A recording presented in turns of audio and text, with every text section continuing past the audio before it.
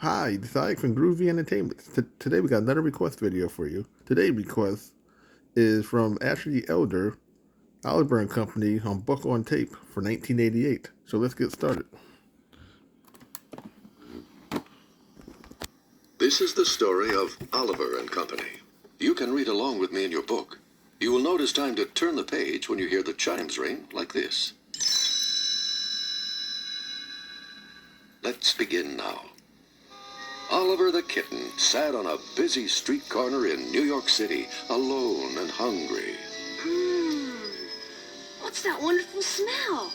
Hey, there's a man selling sausages. As Oliver started forward, a dog stepped in his path. Oliver jumped back. Get away from me! Whoa, chill out, man. I don't eat cats. Too much fur. You know, I've been watching you, and I think you're in serious need of some professional guidance. What do you say we team up and get some of those hot dogs? Oliver nodded eagerly. The dog moved in rhythm to a car horn. You see, kid, the city's got a beat. Once you hook into it, you can do anything. I can't? Absolutely, positively. Suddenly, the dog let out a growl. Frightened, Oliver scrambled up the sausage man's chest. In the confusion, the dog grabbed a string of hot dogs and raced off. Oliver called after him. Hey, when do we eat? The dog laughed and kept going. Angry, Oliver followed him. In an old barge across town, a gang of dogs compared what they had found that day. Einstein, a Great Dane, proudly showed a broken tennis racket to a Chihuahua. Tito, look what I got. You call that loot, man? Here, check out this designer wallet. A bulldog looked up from his TV set. Ooh, shredded leather. Rita, an Afghan hound, strutted up to the bulldog. So, Francis, you got the food? It was your turn today. Well, no. Francis hung his head sheepishly. Just then the door opened and in sauntered the dog with the sausages. Here you go, gang. Hot dogs a la Dodger. Tito scampered around excitedly. How'd you do it, Dodger? Picture the city, 8th and Broadway, and a Dodger, one cool puppy. And in the opposition, a psychotic monster with sharp claws and dripping fangs. He comes at me, eyes burning. Suddenly, There was a crash, and an object came hurtling through the ceiling. Tito raced around in circles. Gang war, watch out! The object climbed out of a laundry pile where it had landed. It was Oliver. He'd been watching the dogs through a hole in the ceiling. I'm sorry. I just want my sausages. Rita laughed. So, Dodger, this is your monster? Hey, Dodger man, let's see the big bad kitty fighter in action. Tito took a running leap and landed on top of Dodger. Einstein grinned and jumped in. Oh boy, a dog pile. Suddenly, the door burst open, and Oliver dove for cover inside a box. In strode Fagin, the dog's master. Sykes will be here any minute. Oh, why did I ever borrow money from that man? Now he's saying he'll kill me if I don't pay him back. Okay, gang, where's today's loot? Fagin dug through the loot box and found Oliver. A pussycat. I'm supposed to pay Sykes with a pussycat? At that moment, Sykes pulled up in a black limousine with two snarling watchdogs. You have 3 days to pay me back, Fagin. Or else somebody like you, might get hurt.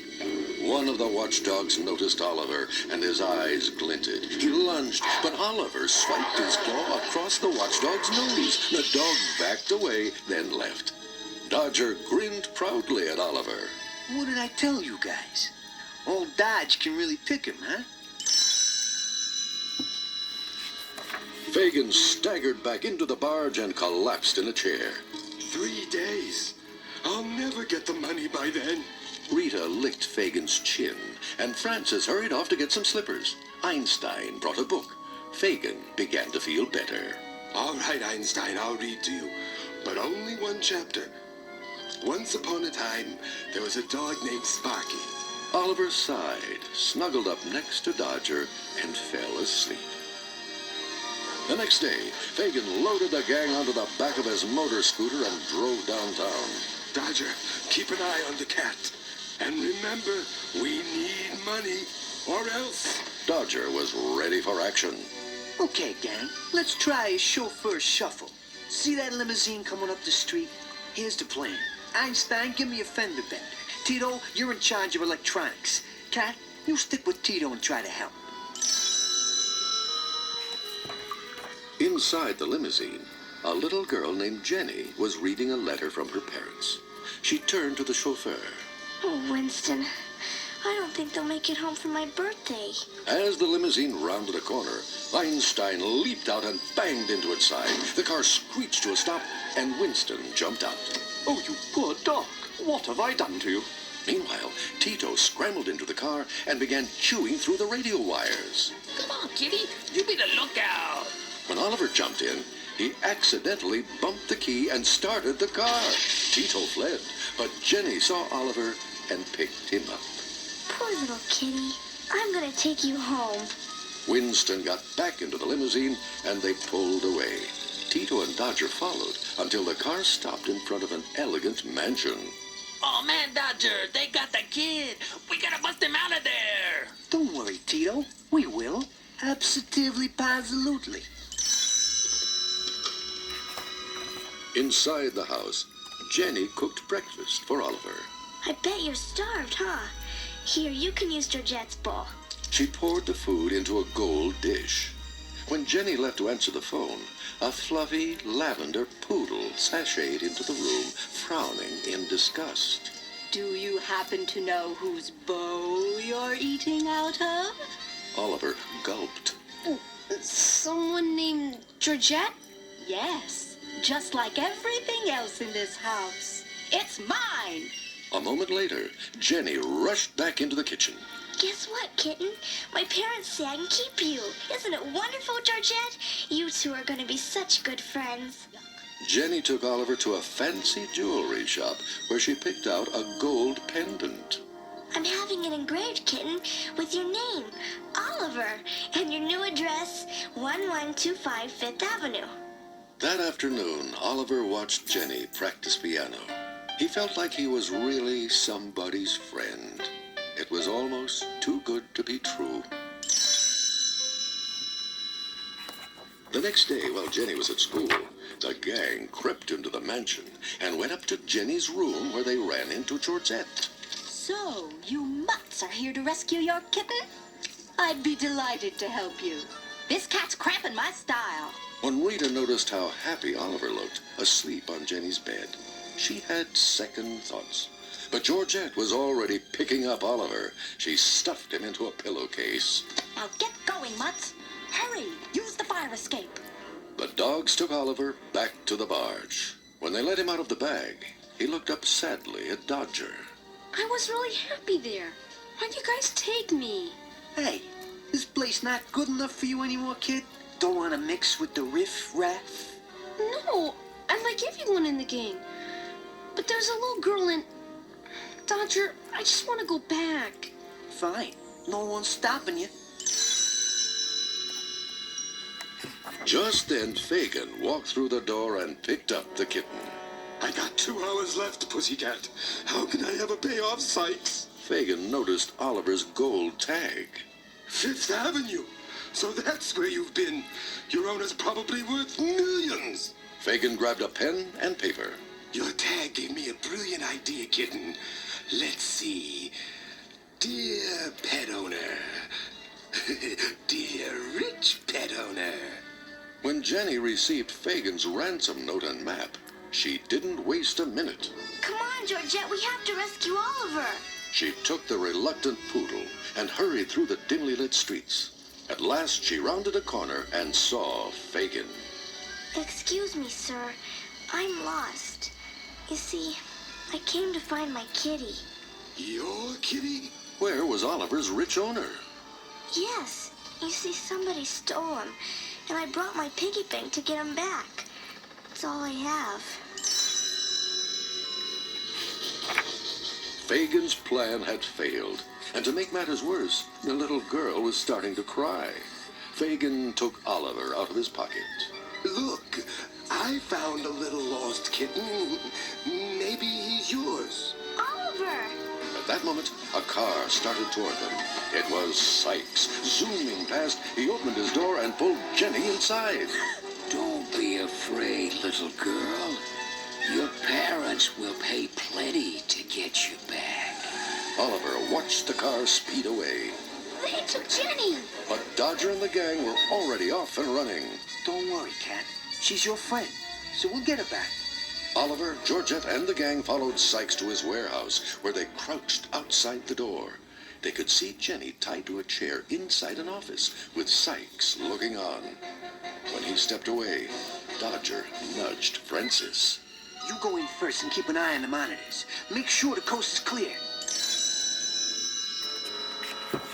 A moment later, Dodger and the others slipped inside the office. Oliver jumped into Jenny's lap. Oh, Oliver. They untied her and hurried to the loading door.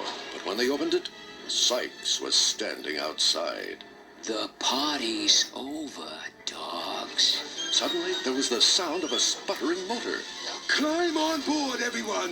It was Fagin on his scooter. He gunned the engine and raced past the startled Sykes. Watch your heads, gang. We're going for a little ride on the subway. Georgette watched in horror as Fagin clattered down the station entrance and right onto the subway tracks. But as the scooter gathered speed, he turned around. Sykes is right behind us. He's crashing into the scooter. Jenny, look out! The collision had knocked Jenny onto the hood of Sykes' car. Oliver and Dodger leaped onto the limousine to help out. There was a blast of cold air as the scooter and car emerged onto the Brooklyn Bridge. Jenny held onto the hood ornament on Sykes' car. There's a train coming!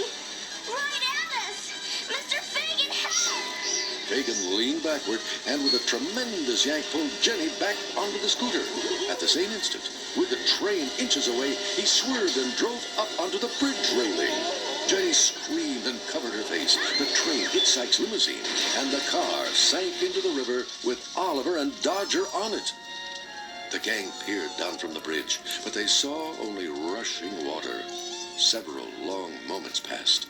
Then there was a noise behind them, and Dodger stepped out from the shadows. In his mouth, he held a limp, lifeless kitten. Jenny raced over. Oliver, please be all right. The little kitten slowly opened his eyes and looked up at her. Jenny pulled him close. Oh, Oliver. The next day, the whole gang was invited to Jenny's house for a birthday party. After she thanked them for her gifts, Oliver followed Dodger outside. Thanks for everything, Dodger. Take care of yourself, kid. And if you ever need anything, you'll know where to find me. Oliver smiled at his friend. Absolutely, positively.